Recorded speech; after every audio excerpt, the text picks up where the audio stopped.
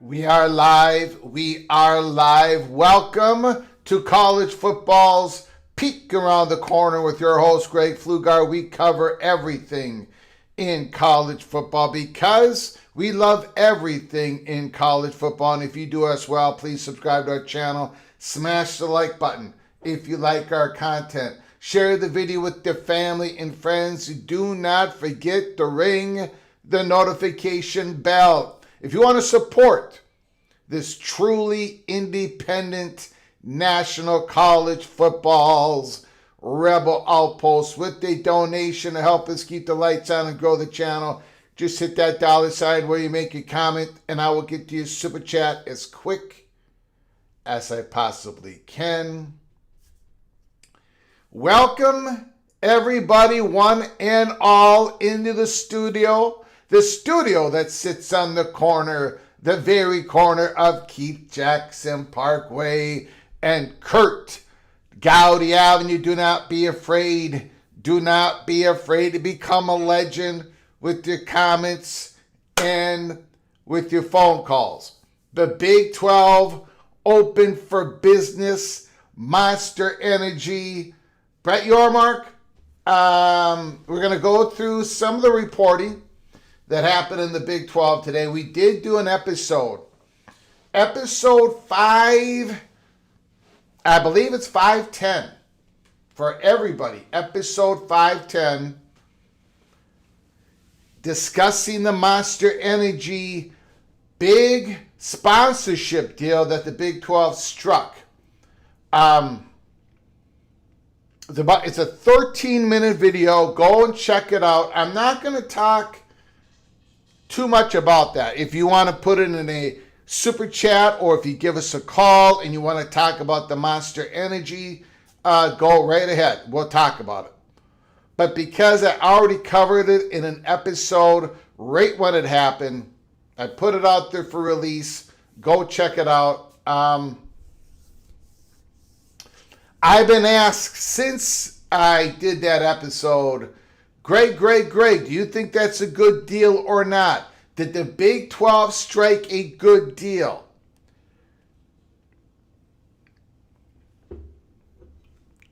I have no idea. I'm not going to. Do I have an opinion? No, I really don't. I don't know what the other offers were. Now, other conferences are working on this, right?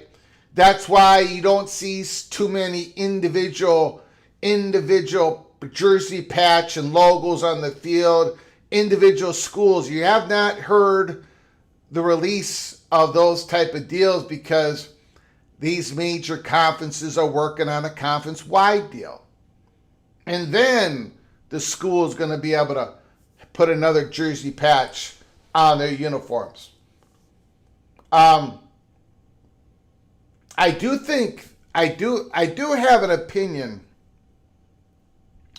on whether this is a good deal for Monster Energy. And again, I could be wrong. It's just my opinion. You're talking to a guy who is lucky to have two quarters rubbing against each other in my front pocket. So, of course, I really don't know. But it is my opinion how uneducated it is that for Monster Energy, it's one hell of a deal. And I've always thought this. I've always thought, why don't these conferences have this huge, major brand that would market all their championship games and put in... But, there was rules against all this. You couldn't put a logo on the field. Now you can. I think this is a great deal for Monster Energy. Because that is a lot of advertising. That's a lot of advertising. You're $20 million plus, I don't know, how much for the labor and parts. Monster Energy, they're going to pay for the installment of the Monster Energy logo on the football fields, on the basketball courts. So let's say it's a couple $1 million more. Let's say it's $23 million a year. That's a lot of advertising.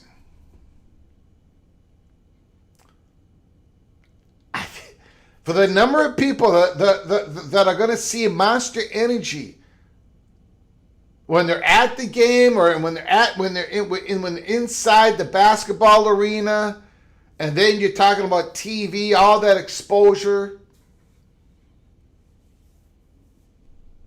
and it's Big 12 Monster Energy football, Big 12 Monster Energy women's basketball, Big 12 Monster Energy men's basketball.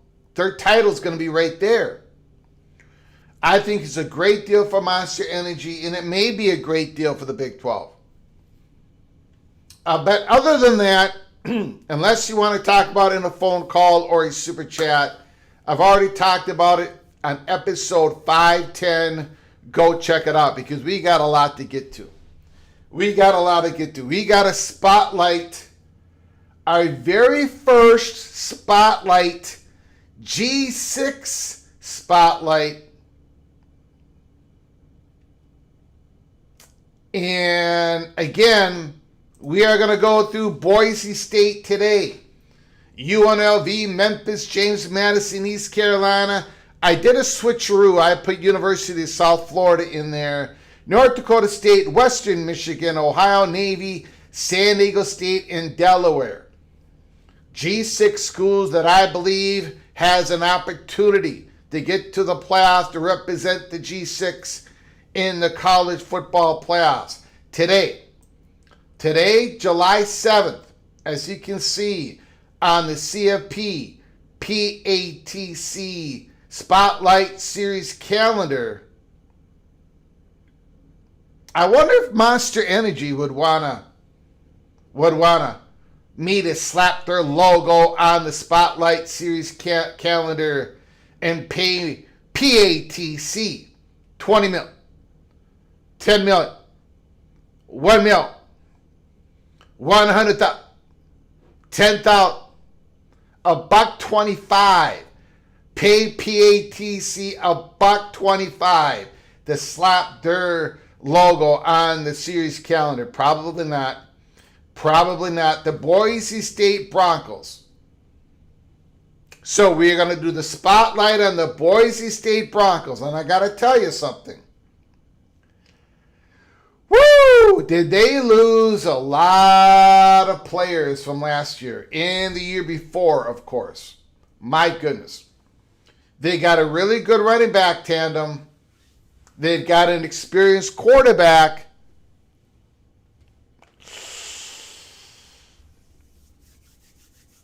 I don't know. I don't know.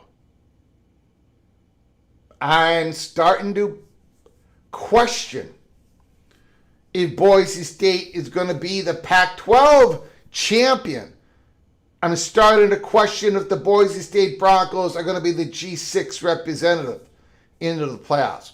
We're going to go through that. Let me know how wrong I got it once again. We're going to talk about LSU. The LSU Tigers. Article came out from the Advocate. The pressure is already on Lane Kiffin. Come on. It can't be that quick. It can't be that quick. You got to give him some time. LSU Tiger fans, you got to give him some time. But maybe he doesn't have that time. Maybe he doesn't have that time. You LSU Tiger fans, you are crazy, as Urban Meyer calls all of you. We're going to get into that. And then, after we get the LSU Tiger fans mad at PATC and the fat guy from Minnesota, we are going to get the Michigan Wolverines fans once again mad at the fat guy from Minnesota. No. The Michigan Wolverine fans are going to get mad at Greg the Gold. Greg the Gold. Because I got a big statement I'm going to make.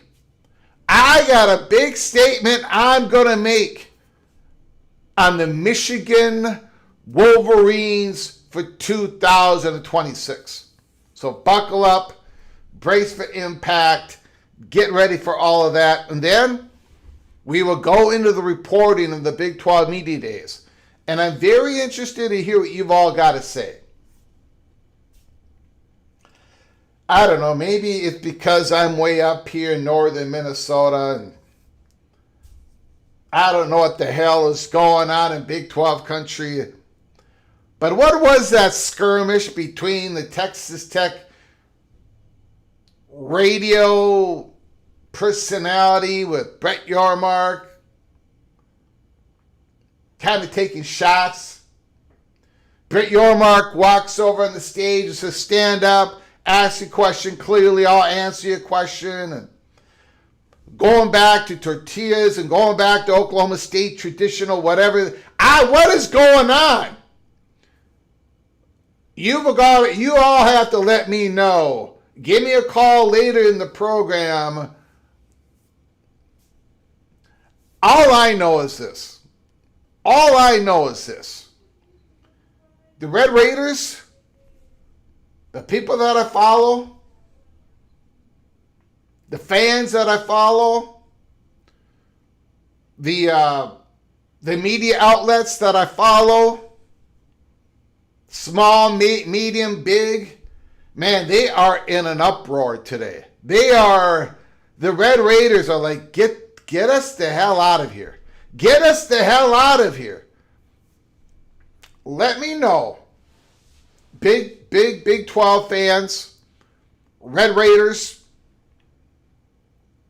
and anybody else in the chat room, let me know, is this a fire that's just going to go out easily?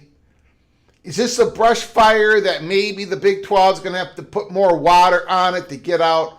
Or is this the start of a raging inferno where the Red Raiders they're not going to put up with this anymore? They're not going to put up with this anymore. I watched that little back and forth. And again, I don't know.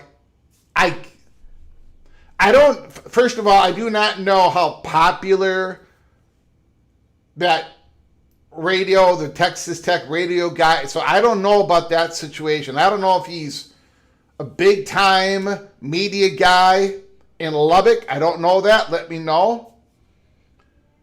Brett Yormark got a little bit under the collar in the back. I don't know why this is such a big. I don't know. I understand it's new. It's interesting. You don't see that happen very often. But it seemed to be that was the last straw for many Red Raider fans.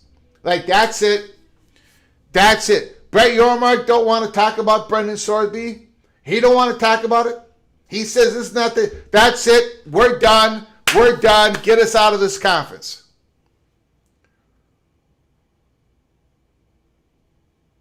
I don't know how we got there.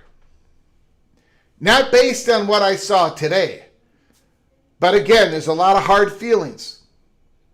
And now I'm going to get a whole lot of people mad at me here. I kind of agree with Sorsby. I kind of agree with Brett Yormark. You know, the Big 12 media days, you got 2 days. You've only got one first day. You've only got one time. Well, Brett Yormark will probably come on at the end of it. But that first talk to the media, you're selling the Big 12. You're selling how competitive the Big 12 is. You're talking about the Monster Energy sponsorship.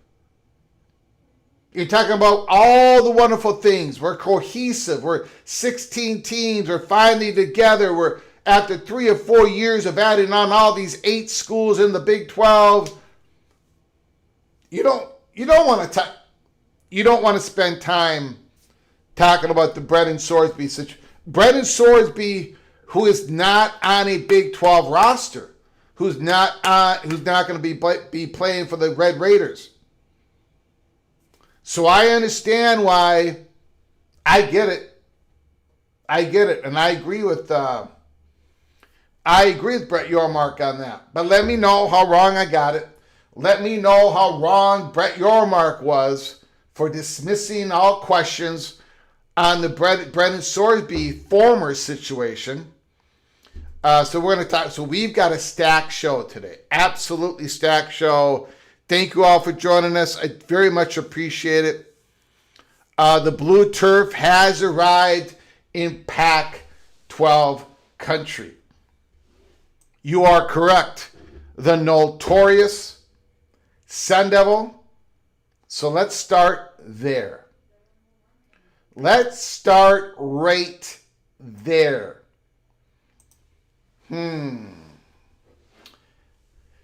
You know, I got to be honest. With everybody here. When I do these spotlights,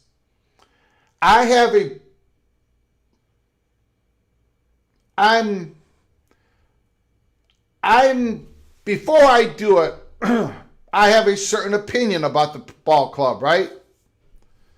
And sometimes my opinion gets affected by the spotlight. Sometimes it goes up, sometimes it goes down.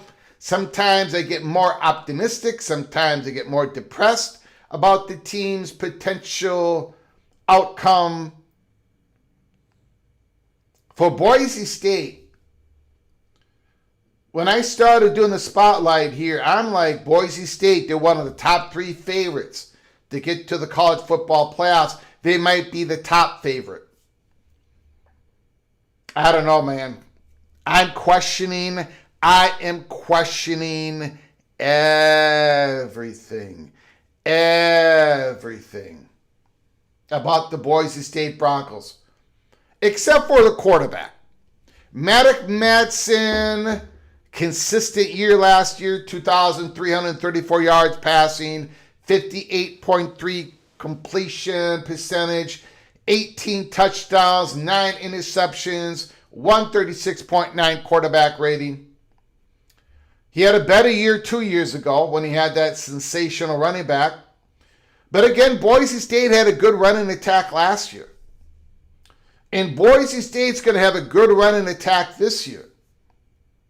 What Boise State is missing is a wide receiver room, an offensive line, linebackers. I mean, they got gutted last year, ladies and gentlemen. Yes, it's the same quarterback. It's the same 2 running backs. It's the same tight end. They got a fabulous edge rusher, but it is a completely different Boise State team after that. Maddox is a quality quarterback, low ceiling, high floor. We know what we're getting with Mr. Madsen. Now, the running back situation at Boise State could not be any healthier. Dylan O'Reilly is coming back after running for 1,125 yards, 5.8 average, 10 rushing touchdowns. Phenomenal running back. He's back. He's back in Boise. But that's not all. That's not all. They got Mr. Gaines as well, who was running back 2 last year for Boise State. 811 yards rushing, 5 average per rush, 8 rushing touchdowns.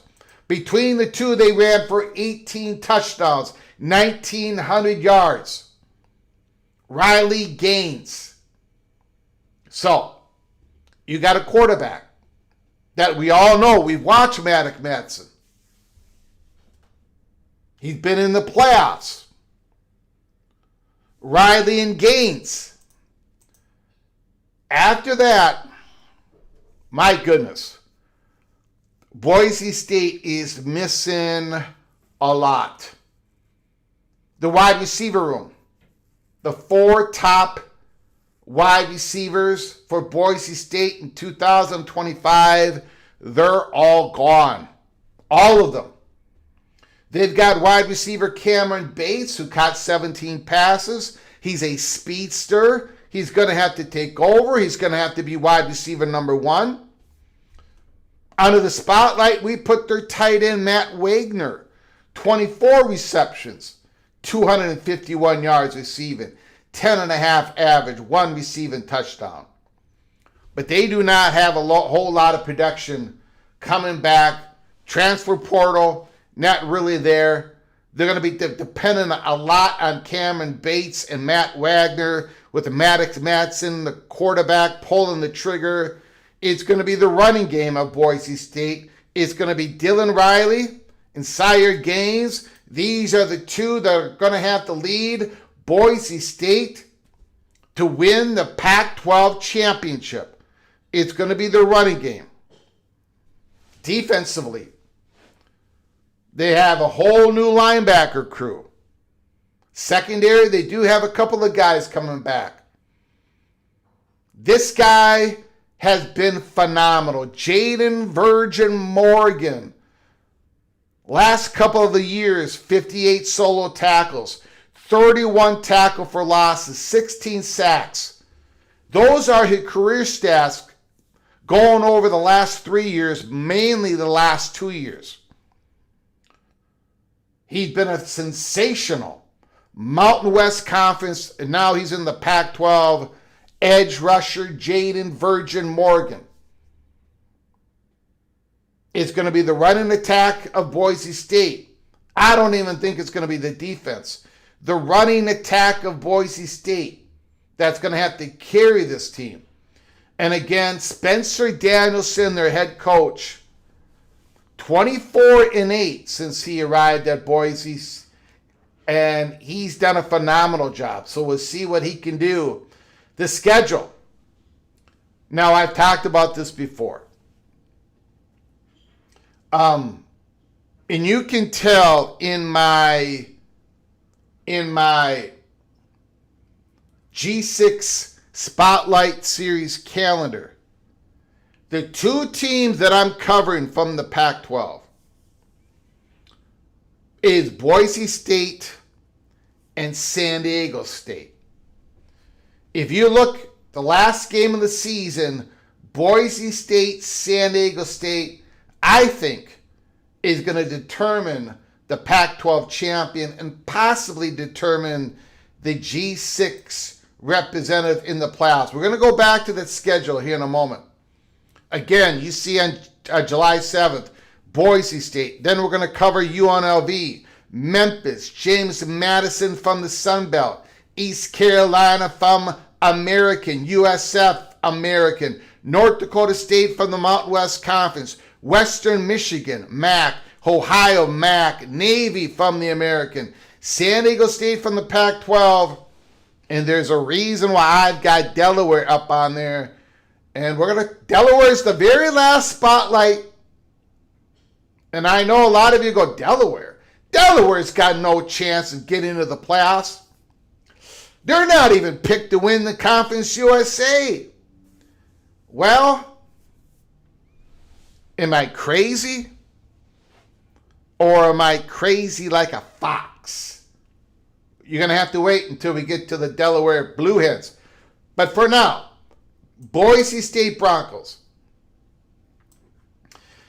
You see that Western Michigan that I got up on the Spotlight Series calendar? Western Michigan?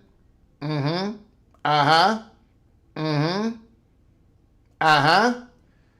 Let's go back to the Boise State Broncos schedule, shall we? Boise State at Western Michigan. Boise State Broncos at Western Michigan Broncos on September 26. Uh-huh. Yep. That is going to be a bigger game than anyone. Look, I'm giving you the peak. I'm giving you the peak. If Boise State should go down to Memphis, they're going to have to win the rest of the games. We know that Western Michigan most likely is going to lose to the Michigan Wolverines. I think they're going to lose. You know what? I'm going to be quiet on that game.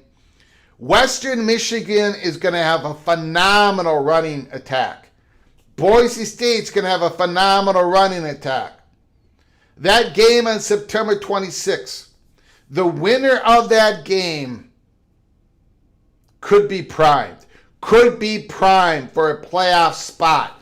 Now, look, I think the schedule, they play San Diego State, they play Washington State and Oregon State, of course, they play all the Pac-12 schools. South Dakota, that's not a joke in FCS.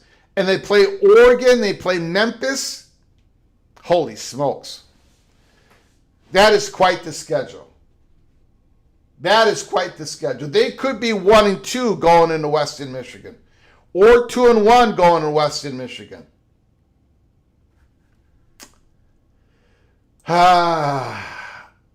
They're missing so much, guys. And I get it. They have two great running backs, an experienced quarterback, high floor, low ceiling.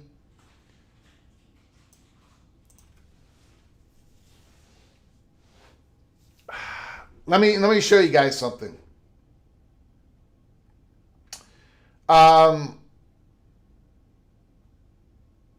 Where is it? What did I do?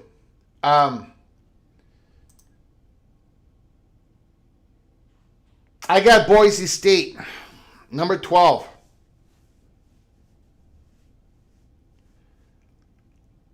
This was my way too early prediction for the college football playoffs.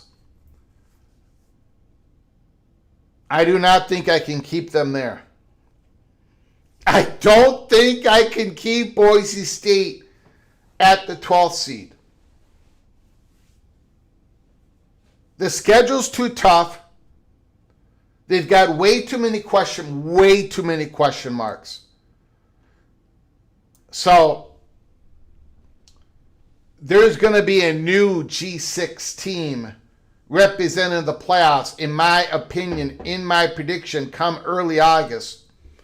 And we're going to have to go through the spotlight. We're going to have to go all through those 12 teams that I have put down, and we'll see what happens. We'll all let it marinate. I will make my final college football playoff prediction for the playoffs early August. But Boise State,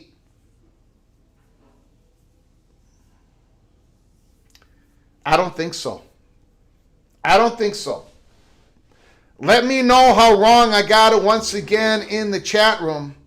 Let me know how wrong it is for me to dismiss the chalk, the favorite in the Pac-12. The Pac-12 that should be the best football conference in the G6s. And maybe they are, but I don't think the top team is going to be in the playoffs. We'll take a look at San Diego State. All right. So that is our spotlight. I hope you enjoyed that. Let me know how wrong I got it. Again, we love doing the spotlight. We do this. We did it last year. We're doing it this year. We cover everything in college football because we love everything in college football. Let's go to the LSU Tigers. The LSU Tigers, the purple and gold. John Blah, Urban Meyer says Lane Kiffin must compete for a title in LSU debut this first season. History says it's a tough ask. Holy smokes. Is that true? Are the LSU fans, are you all that crazy? Are you going to push Lane Kiffin out the door if they don't compete here in the first year? The Advocate. There was a time when college football coaches such as LSU's Lane Kiffin didn't exist in a win-now echo chamber pressurized by 24/7 media cycles. But this isn't to say everything was peachy. Coaching football is a rotten life, former Michigan coach Benny Oosterbaan, one of just three college football coaches to win a national title in his first season, told Time magazine just a few years after his glorious debut in 1948. I'm on top now. There's a lot of backslapping, Oosterbaan said, but let me lose the opener or a couple of other games next fall and then watch how I am blasted. Oosterbaan, considered the best offensive mind in college football by his predecessor, soured on scheming. When he left Michigan in 1958, he said the pressure got to him. The coaching profession applies pressure. Kiffin, a renowned offensive mind in today's era, said he doesn't fret about outside expectations because none are greater than his own. But the LSU job is a pressure cooker. It's a place where three coaches, Nick Saban, Les Miles, Edge Oregon, have won national titles this century. It's a place where Brian Kelly was axed with $54 million left on his contract because 34-14 with no playoff appearances wasn't good enough. To put it lightly, Kiffin must win. To put it not so lightly, LSU fans are nuts according to Hall of Fame coach Urban Meyer, who proclaimed ahead of the 4th of July weekend that Kiffin has to win the national title in 2026 or at least come close to winning the national title in 2026 to stay in the fans' good graces. He's got to be within a swing of it, said Meyer, who won a national title in his second season at Florida, in his third at Ohio State. That's one place. I remember when I retired, I said, good, I'm never going there again because the LSU fans are nuts. It's questionable whether Meyer's take is fair. But talk of Kiffin's title timeline was fair game as soon as he jumped from Ole Miss ahead of a playoff run because he considered Baton Rouge more fertile soil to build a contender. Kiffin has promised the Tigers will win a title during his tenure, though he did not offer a specific timeline. But the question is certainly being asked locally and nationally. How long should it take?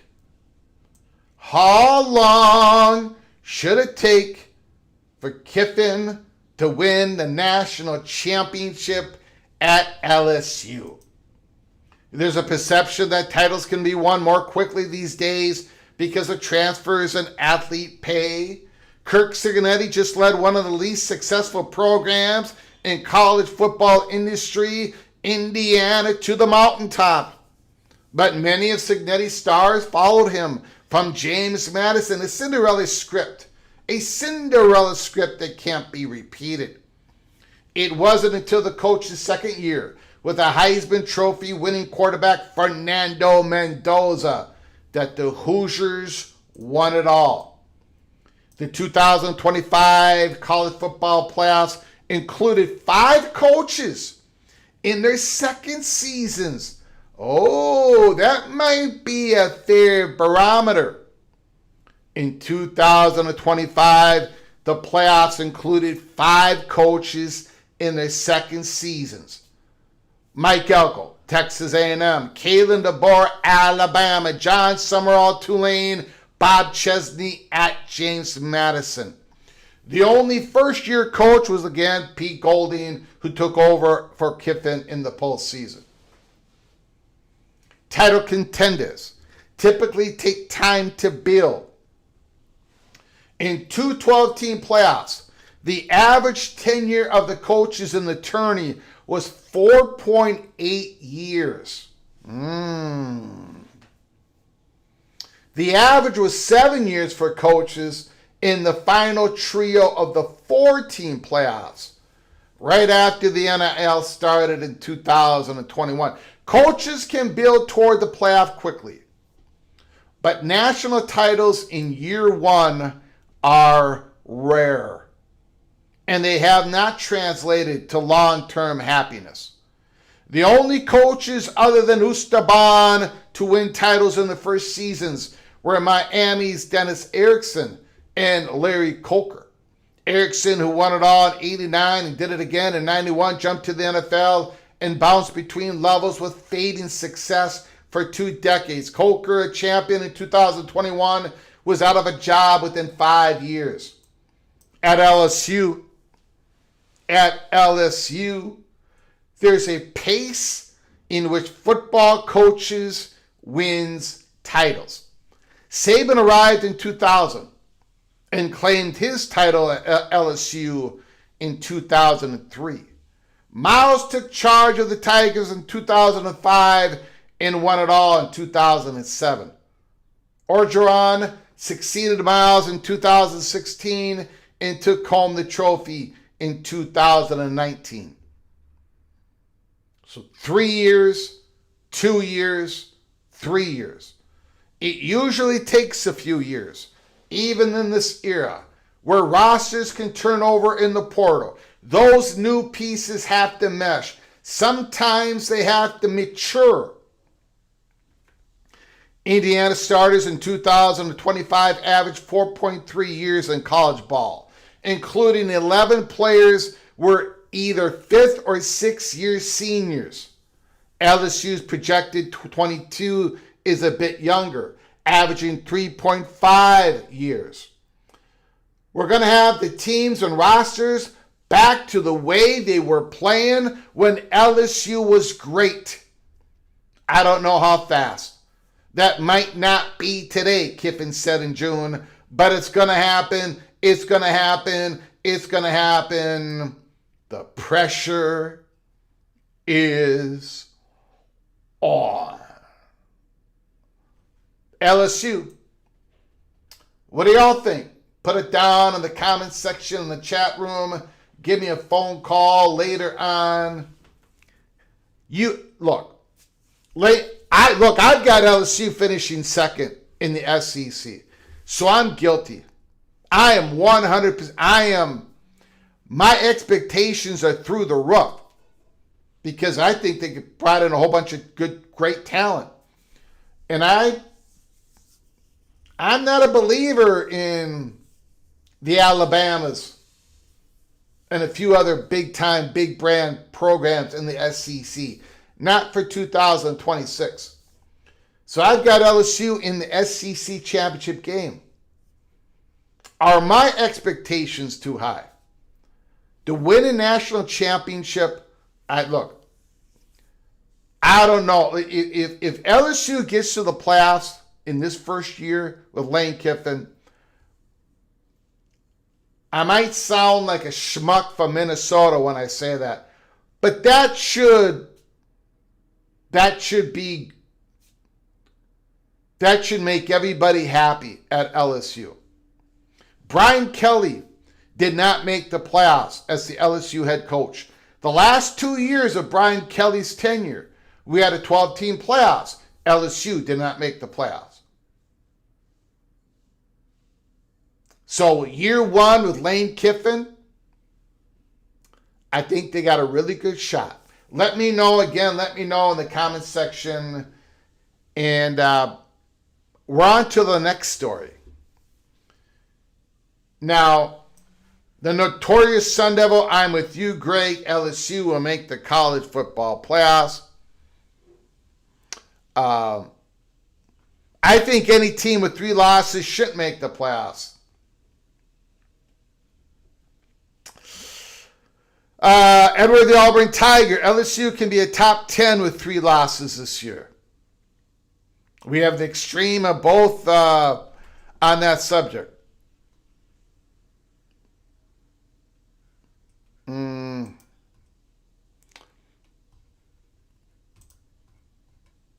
Ryan Brooks, we wouldn't want a loser like Urban Meyer anyway, so we ain't both satisfied. OBD Dunn, Kiffin said he will win a natty. Yes, he did. Yes, he did. MBM says Kiffin won't win a natty. How about them apples? Okay. Now, this is where I am going to go off on a tangent. This is going to be one of the many examples that I give to you that I am truly Greg the Gold and no longer Greg the Cooler. Are you ready? Are you ready? I'm giving you my 5-star lock Greg the Gold guarantee right now. I happened upon this article today, and we're not going to go through much of it. Big Ten quarterback rankings. Top 10 signal callers headed into the 2026 season. I brace myself. I knew what I was about to read.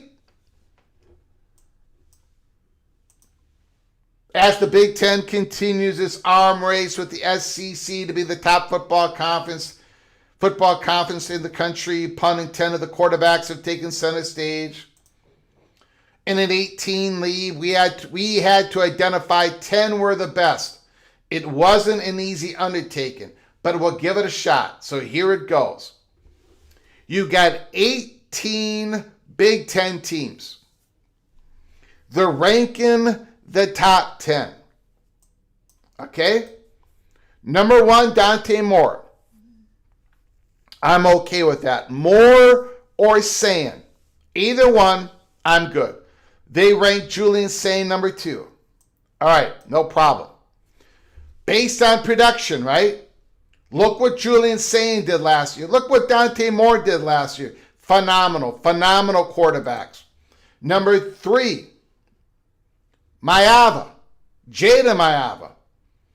Based on a lot of production, but based a little bit on projection.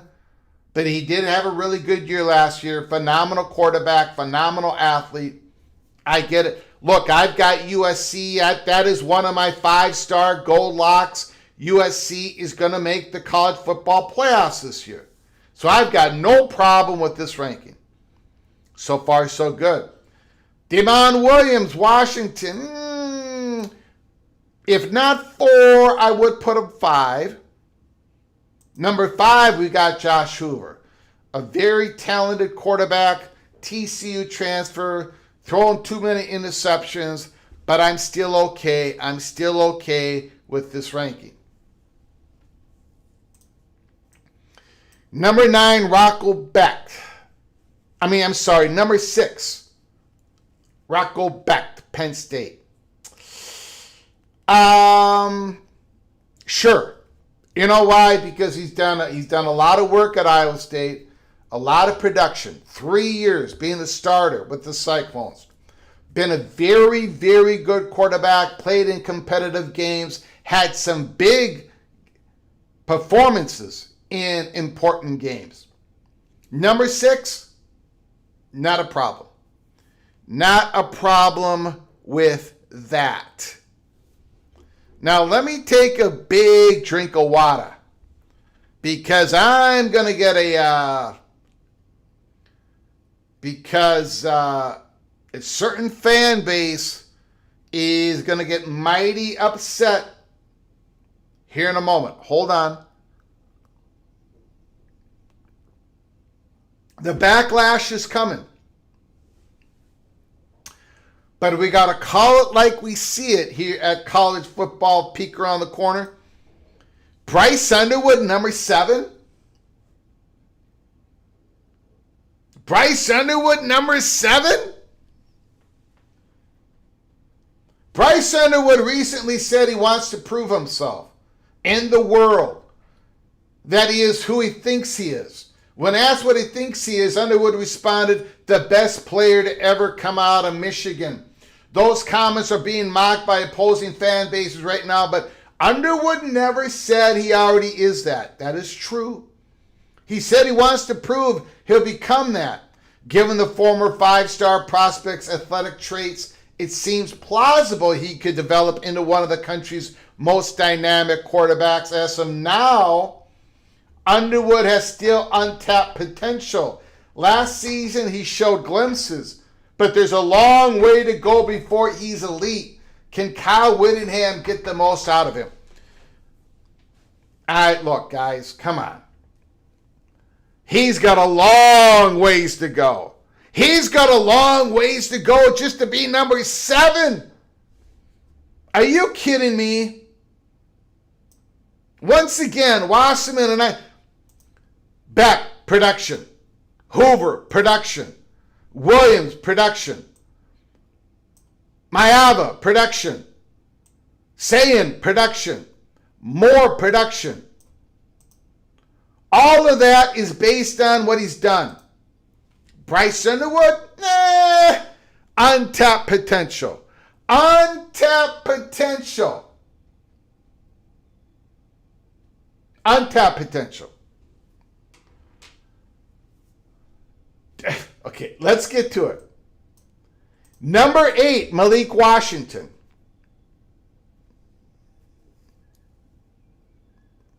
I don't have much to say on that. Number 9, Nico, I'm leaving on a jet plane.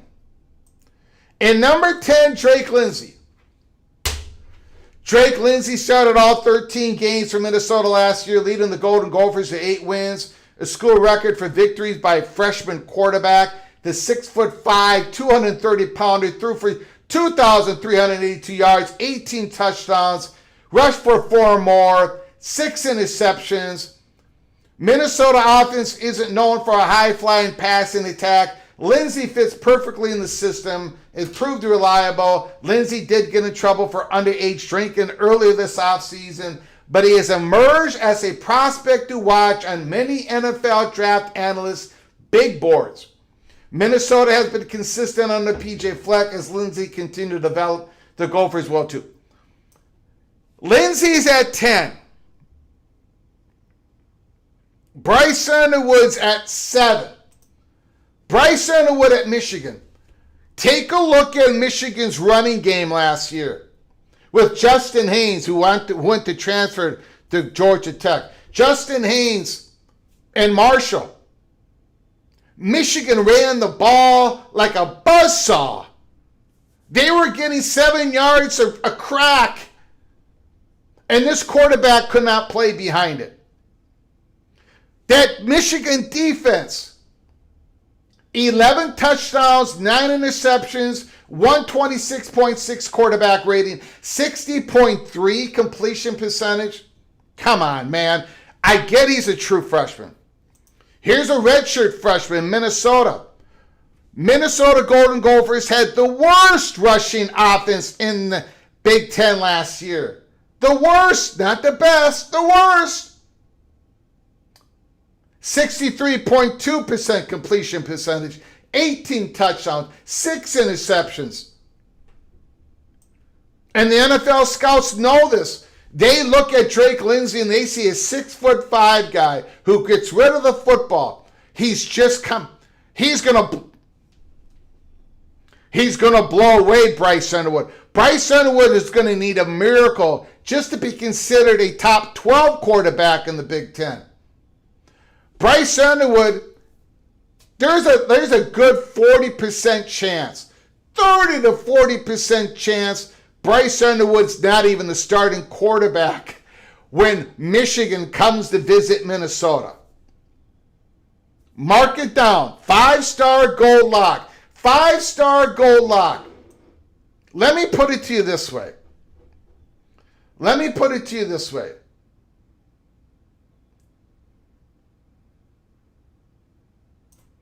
It's going to be this. Greg the Gold not buying Bryce Underwood. It ain't going to be this. Not buying Bryce Underwood, Greg the Cooler. Gold, cooler. Gold, cooler. Gold, cooler. It's going to be gold. I'm not buying Bryce Underwood.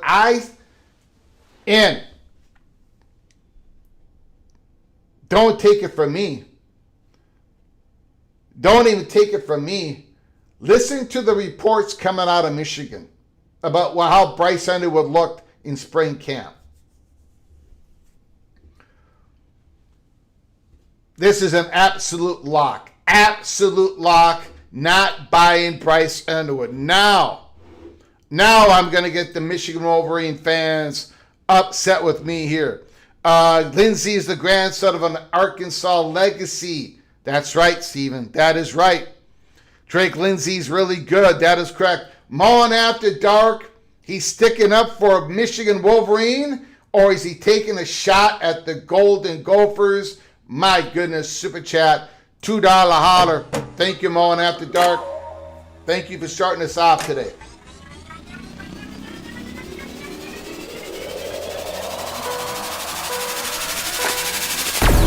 Mo, and I invite you to watch Minnesota versus Mississippi State.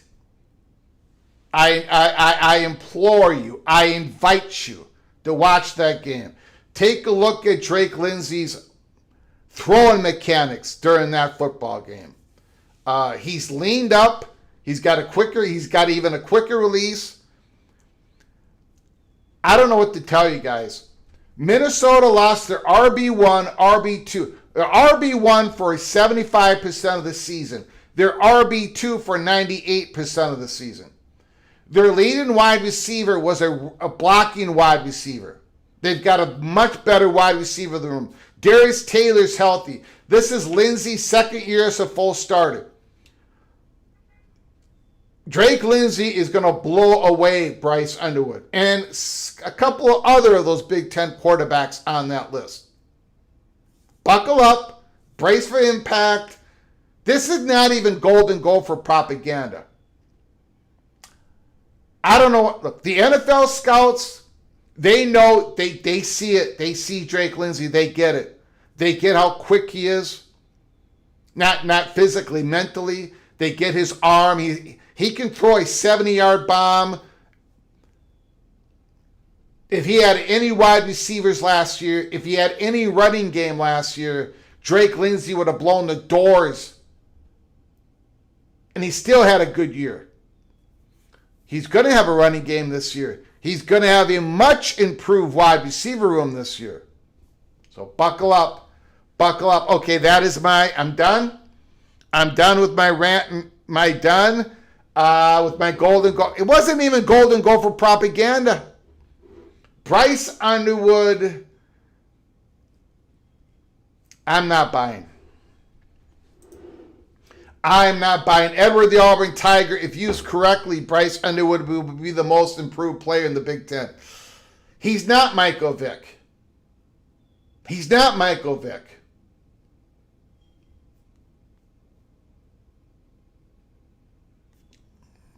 All right. Bryce, you will not start at Minnesota. Bryce Underwood would not start at Minnesota. No, he would not. Definitely not at Minnesota. Let me tell you guys something. Minnesota, Greg Harbaugh, our offensive coordinator. Minnesota runs a pro offense. The quarterback has to make all the decisions at the line of scrimmage. They do not check with the sideline, or rarely check with the sideline.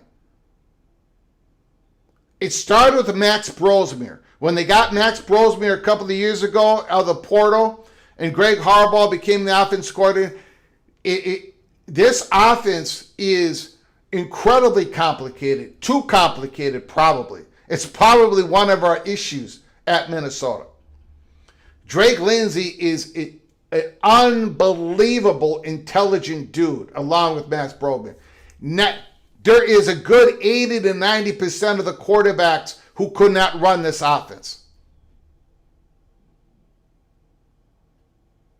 80 to 90% of the quarterbacks, as a redshirt freshman, as a true freshman, could not have run that offense. And Bryce Underwood is one of the 85 to 90% quarterbacks who could not have run that offense. Buckle up. Buckle up, everybody. Buckle up. All right. I'm done with that. Now that I got everybody upset, thank you, Mohr After Dark. Thank you so very much. Let's get to the Big 12 reporting on what happened. I'm going to go ahead. 30 years. What happened here? Ooh, dusty. I don't know what happened there. Hold on.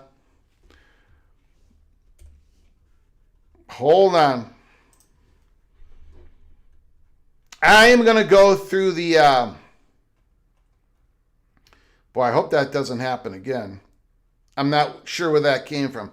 I'm going to go through the Brett McMurphy reporting here.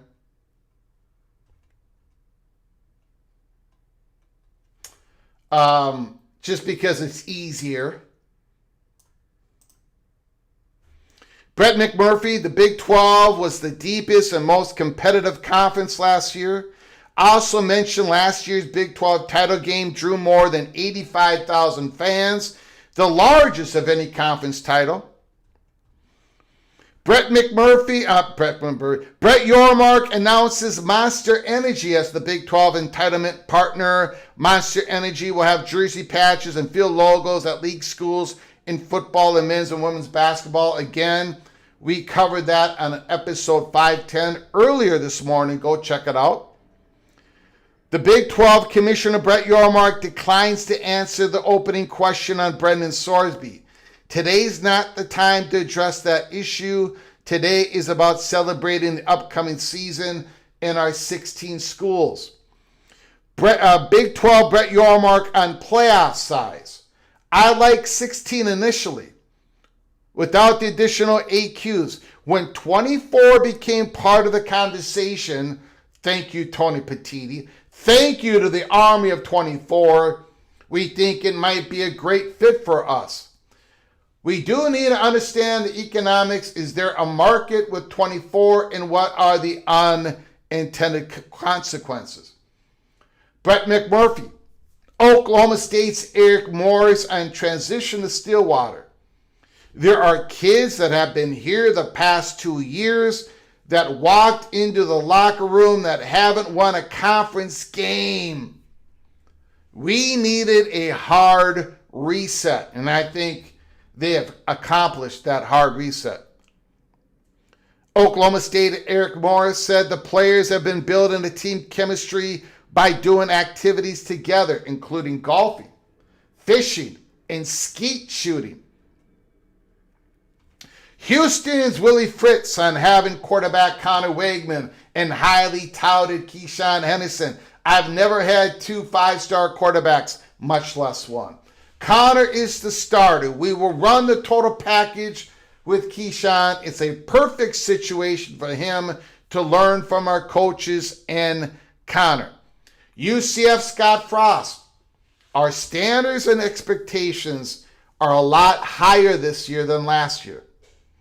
I don't know what it will lead to, but we're certainly heading in the right direction. Scott Frost loves his starting quarterback, Alonzo Barnett. It's nice and refreshing having someone that everyone knows he's the guy. He's in charge. The guy can see that. The guys can see that. He's the clear leader on offense. We did not have that a year ago. Baylor's Dave Aranda, again, Brett McMurphy on 3X account, reporting from Frisco. Baylor's Dave Aranda opens up saying he takes ownership and takes accountability for the last season 5-7 record. Aranda turned his defense over to the former Kansas State Wildcat defensive coordinator, Joe Klanderman. Baylor's Dave Aranda on the quarterback DJ Legway, who transferred from Florida after throwing an SEC high 14 interceptions last year. DJ has a huge chip on his shoulder like our entire team does. Very interesting. Colorado's Deion Sanders on his coaching staff, including 5 assistants with head coaching experience at some level. We're pretty damn good. The Colorado Buffalo head coach, Deion Sanders, loves his coaching staff. Deion Sanders asked about not being in the last video game. If I'm not in the game, they're probably not paying enough. All right. Arizona State head coach Kenny Dillingham. Our biggest challenge is us managing the scheduling. After playing at Texas A&M September 12th, we're going to straight to London. At the end of the day, it's still about players and their experiences and memories they make. Sending 105 kids to London is once in a lifetime opportunity. BYU's Kalani Sitake opening statement ends with what every coach thinks. I'm excited about your questions, but if you don't have any questions, that's really great. That's good. BYU Kalani Sitake. The key for me is not to mess it up. My job is to serve the players as head coach. Texas Tech Red Raiders head coach Joey McGuire opens up with, I know no one believes this, but I'm all fired up to be here. Brett McMurphy on 3 reporting from Frisco, Texas, the Big 12 Media Days. Texas Tech Joey McGuire. To bring a team together. Shared adversity brings you closer. Last couple of months, we've gone through some adversity. If you walk into our weight room and at the workouts, you wouldn't know that anything was going on. Joy McGuire, PATC money shot of all these posts, in my opinion. I could see Will Hammond start in the first game. We'll leave that up to the doctors and the medical staff, but he's in a really good spot. That is big news. Will Hammond might be ready to play against Houston week 3 on a Friday night in Lubbock, Texas. Texas Tech, Joy McGuire. If the Sorsby situation damaged Tech's reputation, my president and athletic director, they went through a lot. There were not a lot of coaches that said a whole lot. There was some funny jabs, but there wasn't a lot from coaches. From my peers, I got a lot of support. Texas Tech, Joy McGuire on jabs by Texas Longhorn head coach Steve Sarkisian. We're ready to go right now. We'll play Texas tomorrow. We don't need any film study. They've got a great football team, one of the best teams in the country. Texas Tech, Joy McGuire, if you're a Texan and you're a fan of football in the state, why would you go outside of the state to play non-conference games? Because you have such good football in this state. I would love to play Texas, Texas A&M, SMU. Texas Tech, Joy McGuire, why the Big 12 unanimously wants a 24-team playoff. There would have been 5 Big 12 teams in that bracket last year. I'm ready to get the national championship back around New Year's Day. New Year's Day, not January 25th. And that's it. That's the reporting from Brett McMurphy, Big 12 Media Days. Let me know if we missed anything of importance. Put it in the chat. Mayor McCheese, $5 holla.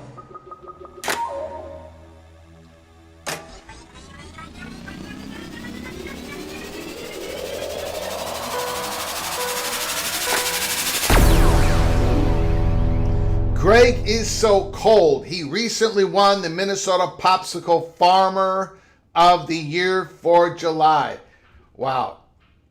I didn't think anyone would come up with anything as ridiculous as that. Mayor McCheese, congratulations. Thank you for the $5 holler. Farmer of the Year, I am growing popsicles, icicles. Again, I just gave you guys another example tonight. Greg the Gold, not buying Bryce Underwood. Greg the Cooler, not buying Bryce Underwood. No. This one. Another example of Greg the Gold. Buckle up. Book it. Absolutely book it. BYU football. I agree with that New Year's Day or the week after the latest for the championship game. Buckeye Greg, Ohio State will go to Austin, Texas week 2 and will beat Texas once again. Let me see here. Let me go through a few more comments and then we'll get to the phone calls.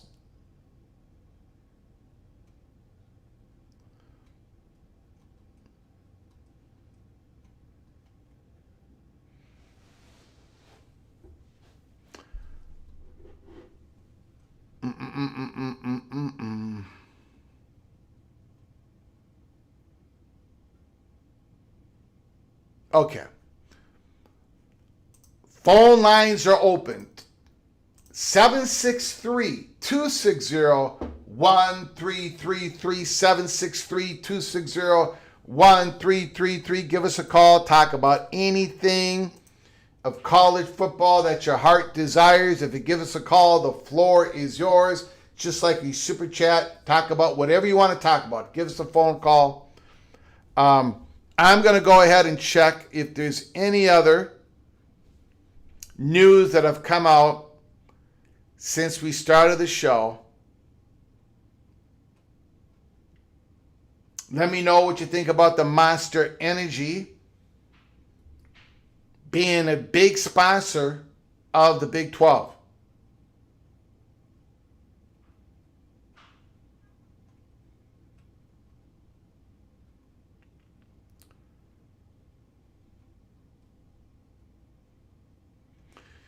Sources tell CNBC, Netflix, Disney, and YouTube are all interested in challenging Fox for the U.S. broadcast rights to the 2030 and 2034 World Cup. The package could reach $2 billion.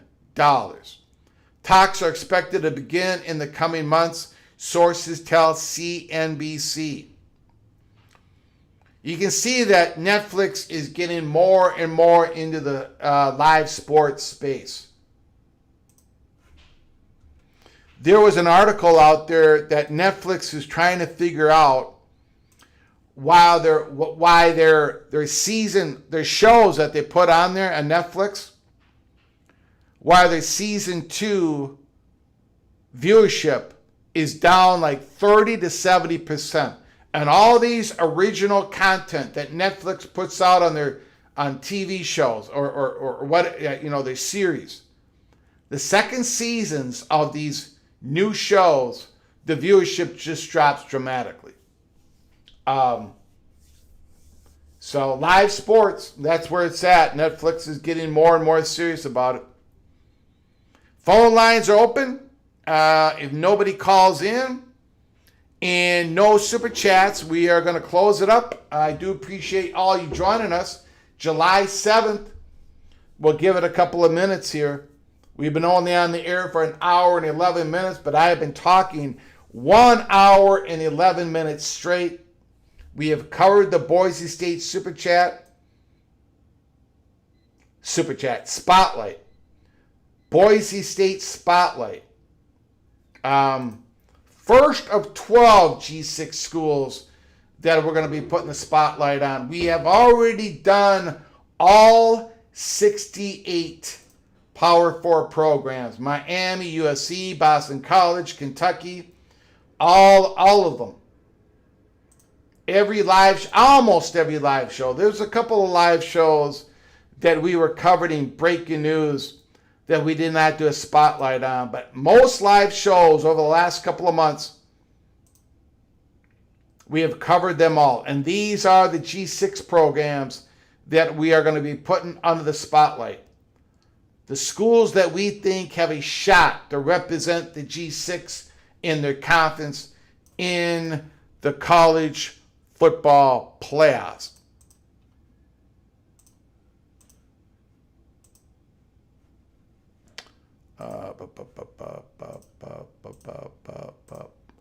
Okay. We got Mowing After Dark, $5 holler. $5 holler.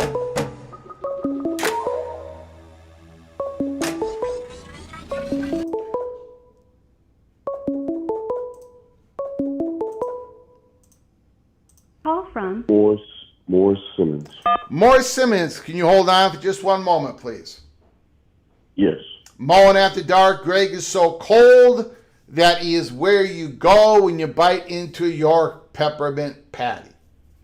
Mowing After Dark, I got to tell you, he's given me 2 elbow shots right here on Greg the Cold.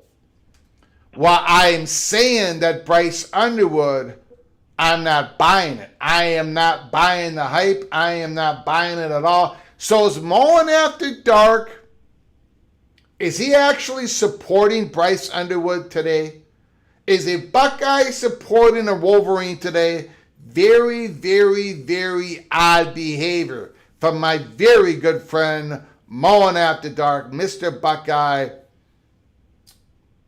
I don't know. Mohr Simmons, the floor is yours. Thank you, Mo, and thank you for your generosity. I appreciate it, my friend. Go ahead, sir. Yes, great. Hey, I got a quick question for you, real quick. Yeah. With the NBC, I'm hearing that NBC is breaking up some of their not programming, but breaking up in pieces, like Paramount going one way and am I saying the Paramount? But No. anyway, they're breaking up.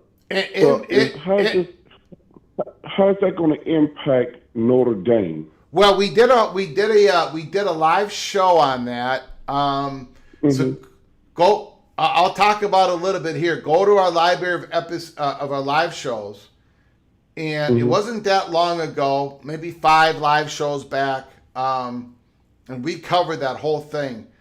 Okay. NBC. I'll look for it. Okay, NBC or Comcast is spinning off NBC Universal, which is NBC Universal as of right now is NBC, Peacock,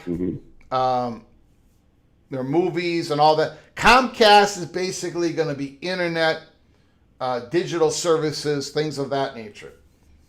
Well, I remember when you had said that on the show. I remember when you said that. Yeah. But I was just wanting to know. Go ahead. Well, none of us truly know what the impact is. And there's a lot of differing opinions out there. First of all, you got to figure out, is NBC Universal going to be a buyer or a seller? Are they going to be absorbed, or are they going to do the absorbing? Most people believe that NBC Universal is going to be absorbed by somebody else. I believe so also. Yeah. And depending on who absorbs them, could have huge impact on the Big Ten and Notre Dame. No question about it. Okay. Yeah. All right. Well, I was just seeing what do you think about it? I think they're going to be absorbed, and I think it's going to impact Notre Dame, Big Ten, and I think it's going to be somebody that, because I'm going to say this, more and more I look at the money that's coming into college football, especially on the SEC, and the SEC know what their value is, that they're so undervalued and everything, and by the Big Ten came out with what they was making, that sent off alarm bells in the SEC. So I would think ESPN is either going to have to pony up some money, and if they don't have the money to pony up, hello, it's going to be a partnership. Somebody going to come in to help ESPN with SEC, just like how you got all the conglomerates over there on the Big Ten side with Fox.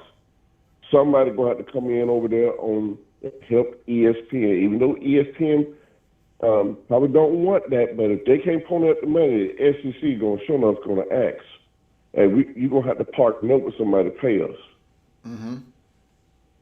So that's the only thing I'm saying, because they're trying to get as much of their money now than instead of getting it later on. Because the brands that they're bringing in, they got to pay them. They got to pay them. Yep. All right. You got it, buddy.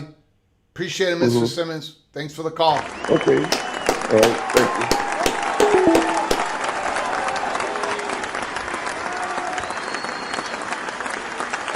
Now, we have Peek Around the Corner, college football, Peek Around the Corner, independent national channel. We cover everything in college football because we love everything in college football. And of course, we're going to cover these media days. Today is the Big 12 Media Day. Tomorrow is the Big 12 Media Day. We'll cover whatever news comes out of it is of interest. Again, if you missed episode 510, go check it out. We released it this morning talking about the Monster Energy sponsorship of the Big 12.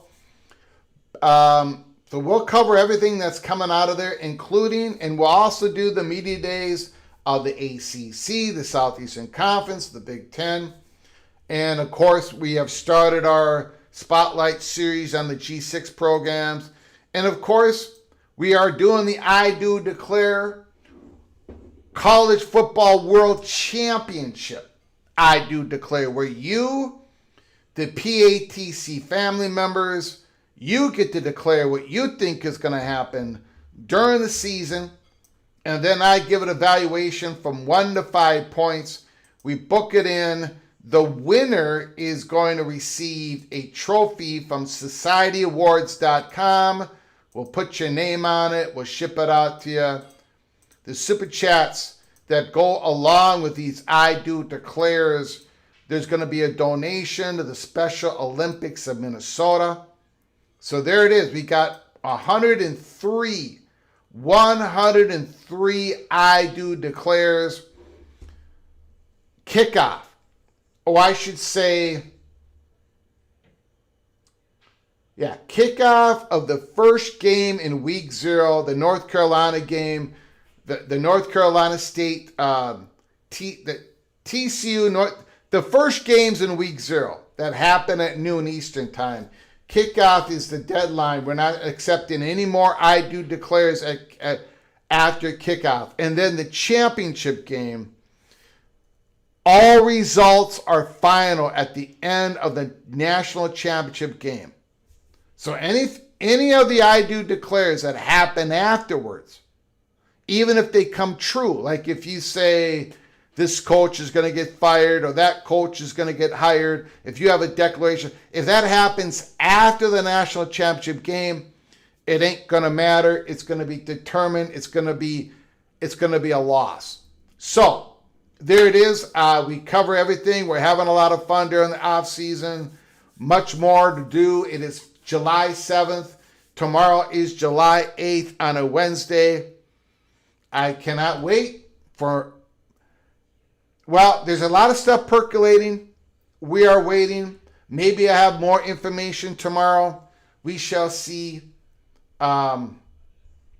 Very exciting time in college football, and the football games are right around the corner. August 29th, we are going to be doing a couple of watch parties, or at least one with 2 different games going on at the same time.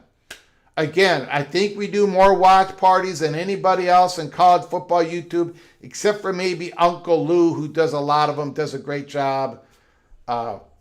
Big time YouTube channel, like a couple of thousand people come and watch. We get 60, 70, 80. Some big games we go over 100. But it's a lot of fun. So make sure you check us out as the season happens.